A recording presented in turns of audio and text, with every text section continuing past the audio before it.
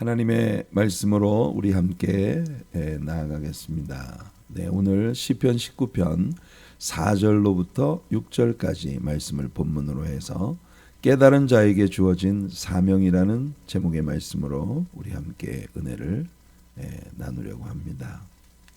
지난 토요일까지 한 주간 동안 우리 성전에서 특별 새벽 기도회로 우리 함께 모였는데요. 특별 새벽 기도 내내 시편 18편을 우리가 완전히 끝내고, 그리고 이제 19편으로 들어와서 지난 토요일 새벽에 1절부터 4절까지 말씀을 같이 나누었습니다. 네, 뒤를 이어서 오늘 4절로부터 6절까지 말씀을 다시 본문으로 우리가 함께 읽겠습니다. 그의 소리가 온 땅에 통하고 그의 말씀이 세상 끝까지 이르도다. 하나님이 해를 위하여 하늘의 장막을 베푸셨도다. 해는 그의 신방에서 나오는 신랑과 같고 그의 길을 달리기 기뻐하는 장사 같아서 하늘 이 끝에서 나와서 하늘 저 끝까지 운행하며 그의 열기에서 피할 자가 없도다. 다윗은 일종의 아웃도어스맨입니다. 그의 생애 가운데 많은 시간을 그는 정말 들판에서 보냈어요. 예, 아웃도어스맨. 어린 시절 그는 아빠의 양떼를 이끌고 광야에 나가 그 광야의 깊은 밤을 거친 광야에서 그 어린 나이에 홀로 보내야 했던 그런 참 많은 밤들을 하늘에서 쏟아지는 별들을 바라보며 양떼들 사이에서 홀로 밤을 지새는 그런 어려운 시간들을 보내야 했던 그런 생을 산 사람입니다. 그런 그가 날마다 하늘을 바라보며 거기에서 하나님이 지으신 그 위대한 모든 피조물들 속에 깃들여 있는 하나님이라는 존재에 대한 느낌을 그 어린 시절부터 받았고, 하나님께서 그의 모든 피조물들 가운데 새겨 놓으신 하나님의 메시지들을 그는 읽을 수 있었다는 것이 바로 시편 19편의 고백이에요. 참 아름다운 일이죠. 다윗은 말했어요. 하늘이 하나님의 영광을 선포하고 궁창이 그의 손으로 하신 일을 나타내는도다. 낮은 낮에게 말하고 밤은 밤에게 소식을 전하는데 언어도 없고 말씀도 없고 들리는 소리도 없지만 그 소리가 온 땅에 통하고 그 말씀이 세상 끝까지 이른다고 그렇게 선언하고 있는 거예요. 그러니까 하나님이 지으신 모든 우주 만물들을 바라보면 정직하다면 그 어느 누구도 하나님의 존재를 부정할 수가 없고 하나님의 지혜를 부정할 수가 없고, 그리고 하나님께서 이 자연 만물들을 통해서 우리 사람들에게 하고자 하시는 그 메시지를 부정할 수 없다. 이게 다윗의 선언이에요. 참 대단한 사람입니다. 그렇죠? 누가 특별히 다윗에게 가르쳐 주는 이 없어도 그 만물 속에서 하나님의 메시지를 들을 수 있었다는 것. 어린 시절에는 목동이었지만 그 형들을 방문하기 위해 아빠의 심부름으로 전쟁터에 갔었던 그때로부터 다윗은 일종의 그 군인이었습니다. 군인. 밀리터리맨, 장수, 싸움의 사람이에요.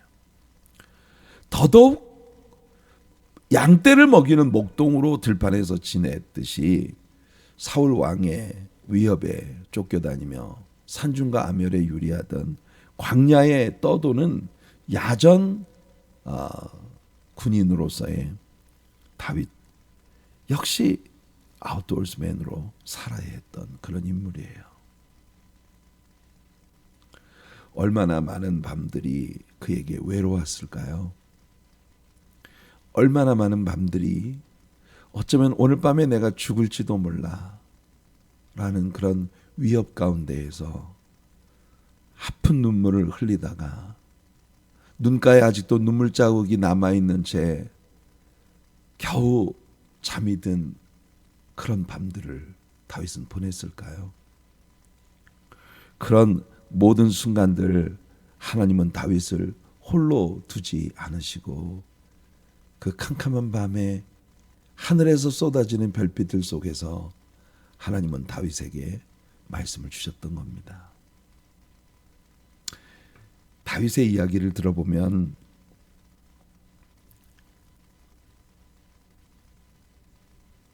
하늘, 땅, 하나님이 지으신 모든 피조물들 속에 하나님의 메시지가 있어요. 오늘 아침에 우리가 불렀던 찬양처럼 저는 오늘 아침에 사실은 다른 찬양을 부르려고 하다가 MR 기계를 뒤지다가 갑자기 이걸 발견을 했어요.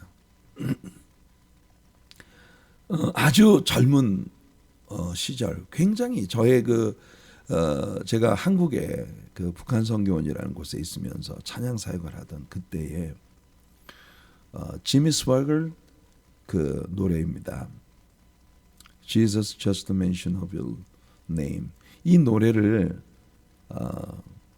번역을 해서 그 우리 프레이즈 밴드가 함께 불렀던 곡인데 이 노래를 부를 때마다 눈물이 났어요. 그냥 예수님의 이름을 내 입으로 언급하는 것만으로도 메마른 사막에 꽃이 피어나고 사막이 피어나고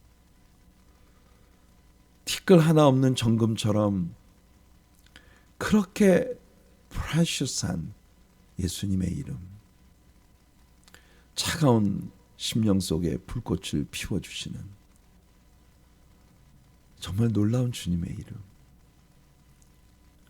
이 가사가 여러분 우리가 인생 살아갈 때 얼마나 절실합니까? 그러니까 내 눈이 닿는 모든 곳에 있는 물질들을 통해 우리는 하나님의 메시지를 받을 수 있다는 거예요. 그런데 바울 사도는요, 자신의 동족 이스라엘이 어떻게 하나님이 주신 이 복음의 메시지를 거부할 수 있는지 그게 너무나 안타까운 일이었다는 거죠. 로마서 10장의 주제가 바로 그겁니다. 내 친척과 고륙에 대해서는 너무나 내 가슴이 아파서 내가 주님께 버림이 될지라도 진정으로 내 동족들을 위해서 바라는 바가 있다. 여러분 모세가 하나님께 순종하지 않는 이스라엘 백성들을 광야에서 치시겠다고 할 때 모세가 하나님 이 사람들을 애굽에서 끌어낸 게 누구입니까? 하나님이시지 않습니까? 만약 하나님이 광야에서 이스라엘을 죽인다면 모든 이방 사람들이 하나님이 책임도 못 질 거면서 데리고 나와서 다 죽였다 하지 않겠습니까?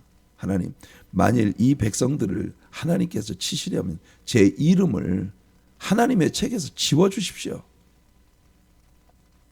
이렇게까지 하나님께 자기 백성을 위해 중보했던 그 마음처럼 바울도 내가 버림이 될지라도 내 동족들을 위해 진정으로 내 마음에 바라는 바가 있다고 말했던 바로 그 로마서 10장에서 바울은 이렇게 말합니다. 그러나 내가 말하노니 그들이 듣지 아니하였느냐? 그렇지 아니하니.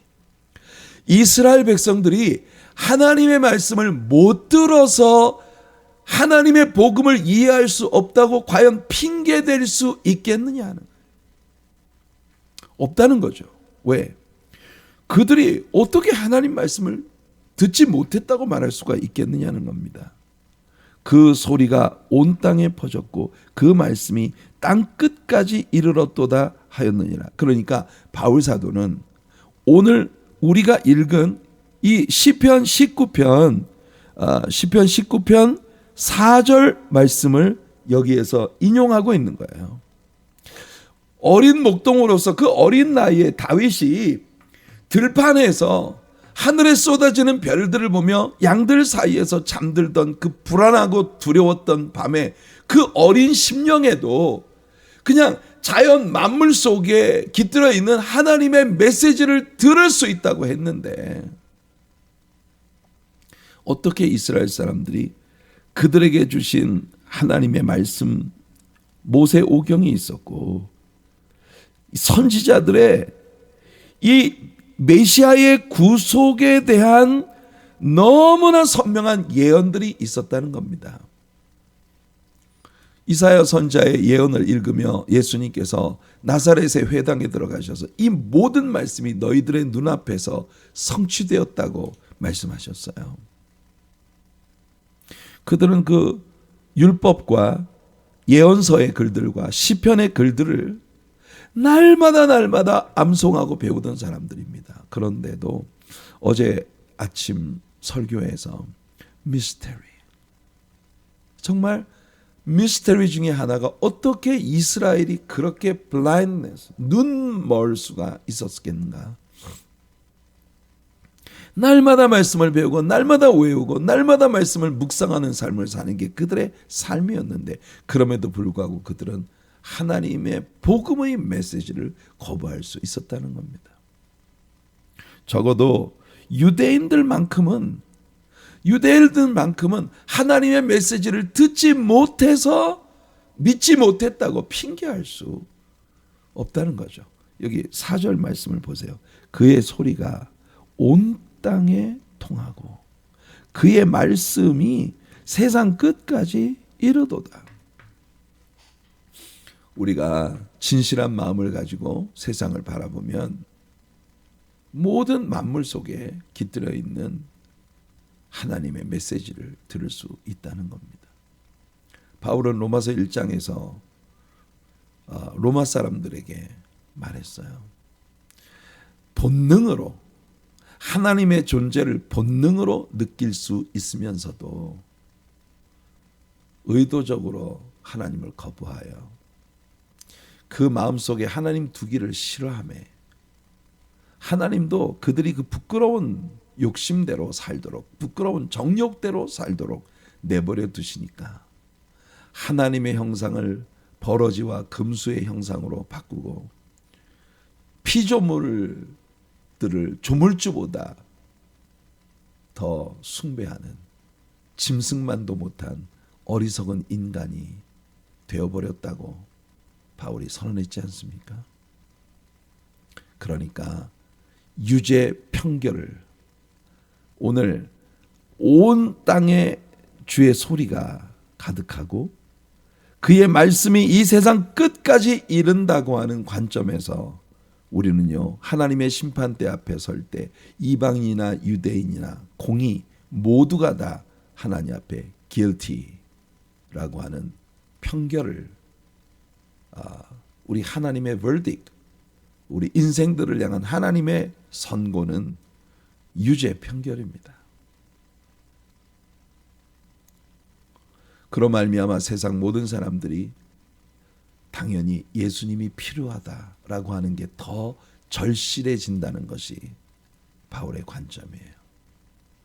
한 걸음 더 나아가 먼저 믿고 구원받은 신자들로서 우리들에게 주어진 복음 전파의 사명을 고취시키는 것이 바울의 뜻입니다.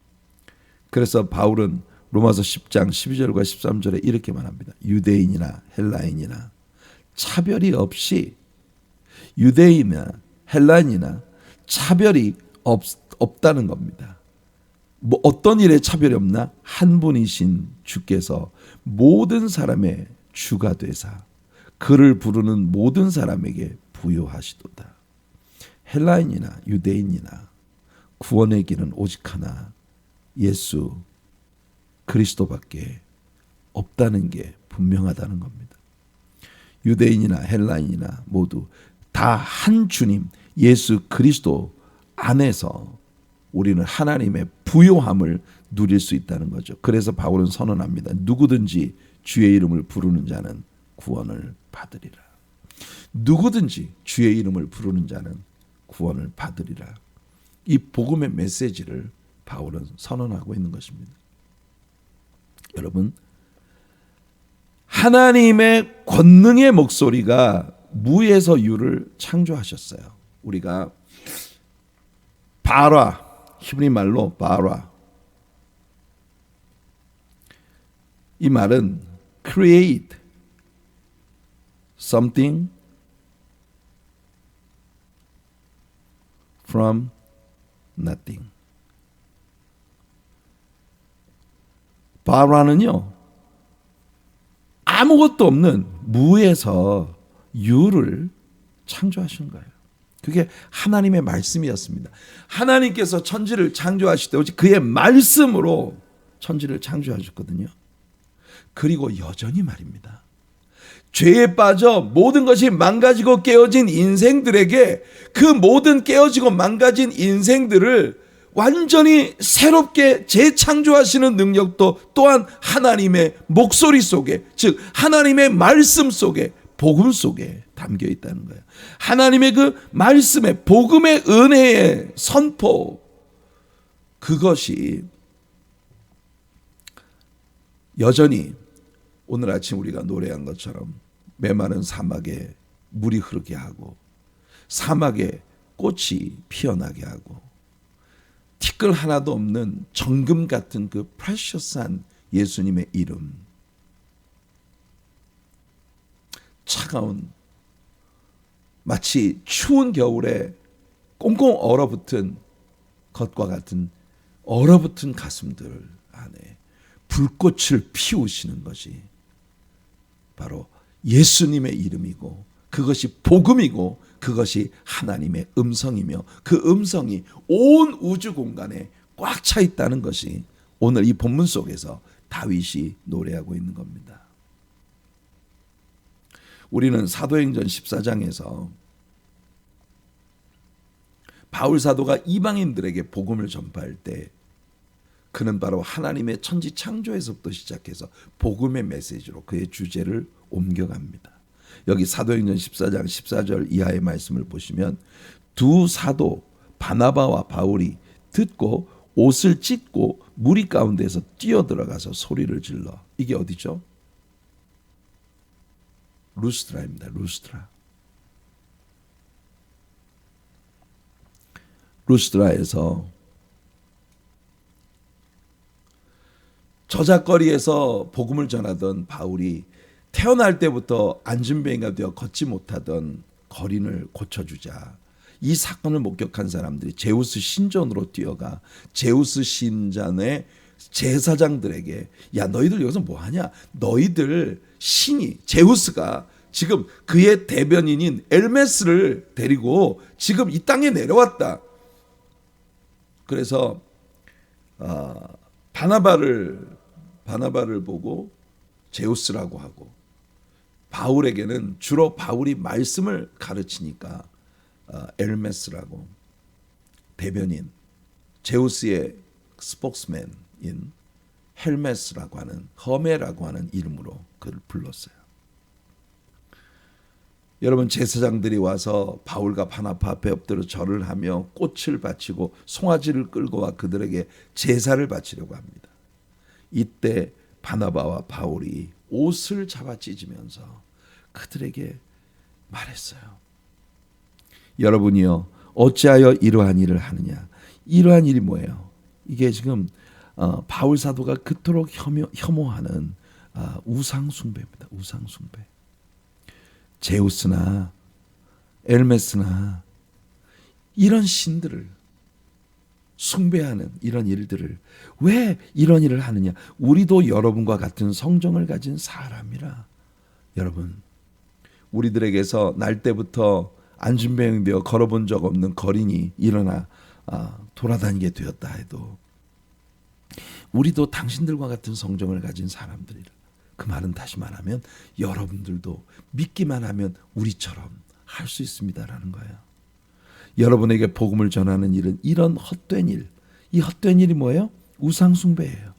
이런 헛된 우상숭배의 일들, 이런 일들을 버리고 천지와 바다와 그 가운데 만물을 지으시고 살아계신 하나님께로 돌아오게 하기 위하여 우리가 당신들에게 지금 이와 같은 일을 하는 것이다. 하나님이 지나간 세대에는 모든 민족으로 자기들의 길들을 가게 방임하셨으나, 바울이 흥미로운 말을 합니다. 여러분, 많은 사람들이 우리 한반도에 옛날 살던 우리의 조상들은 예수님의 복음을 들어본 적도 없는데, 그러면 그 사람들은 어떻게 구원을 받았느냐? 여러분, 하나님에게는요, 모든 인류를 다루시는 하나님만의 방법이 있으십니다. 여러분들, 복음을 듣지 못하고 죽은 옛날 고려시대, 고구려시대, 아니면 여러분들 부여, 고구려, 옥저, 동예, 마한, 진한, 변한 부족국가 시대에 거슬러 올라가 그 옛날에 복음을 듣지 못한 분들은 어떻게 되었나? 그거 걱정할 필요 없어요. 이미 우리는 지금 복음을 선명하게 보고 들을 수 있는 시대를 살고 있는 사람이니까 우리는 우리 걱정을 해야 합니다. 우리 걱정을 해야 돼. 그러나 자기를 증언하지 아니하신 것이 아니니, 그들에게도 자기를 증언하지 아니하신 것은 아니었다.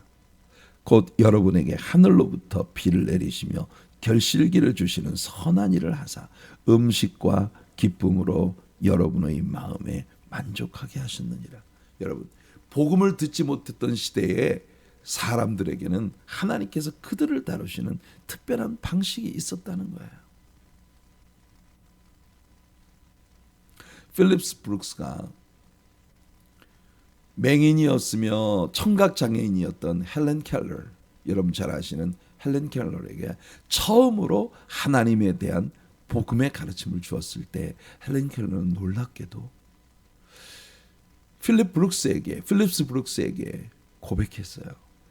사실은 내가 아주 옛날부터 보지도 못하고 듣지도 못했지만 하나님이 존재하신다는 사실을 저는 느끼고 있었어요. 그런데 그분의 이름이 뭔지, 구체적으로 그분이 누구신지 그걸 몰랐는데 오늘 당신의 복음을 듣고 보니 내가 아주 오래전부터 느낄 수 있었던 그분이 바로 당신이 가르쳐 주시는 그 하나님이시라는 걸 내가 알게 되었습니다.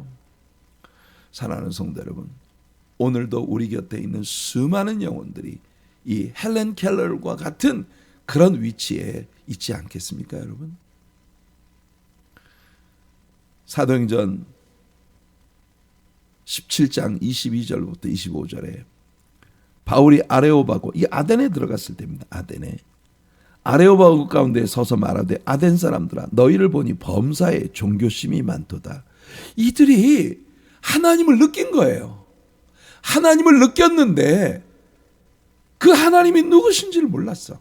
그러니까 내가 두루 다니며 너희가 위하는 것들을 보다가 알지 못하는 신에게 dedicate 된 unknown God, 알지 못하는 신에게 dedicate 되어진 그런 제단도 보았다. 그런즉 너희가 알지 못하고 위하는 그것을 내가 너희에게 알게 하리라. 마치 헬렌 켈러에게 필립스 브룩스가 복음을 전한 것처럼 사랑하는 성도들은 전도를 한다는 건 그런 겁니다. 내가 말을 잘해서 속된 표현으로 말빨이 좋아서, 그래서 내가 사람들을 감동시켜서 그들의 마음을 열고 주님께로 하는 게 아니에요. 이미 우리가 복음을 전하기 전에 사람들의 내면에 있는 왠지 하나님의 존재에 대한 갈망함이 있다는 겁니다. 메마른 사막을 지나는 나그네가 여러분 생수의 강물을 원하는 것처럼 그들의 내면에 바라는 갈등과 갈망이 있다는 거예요.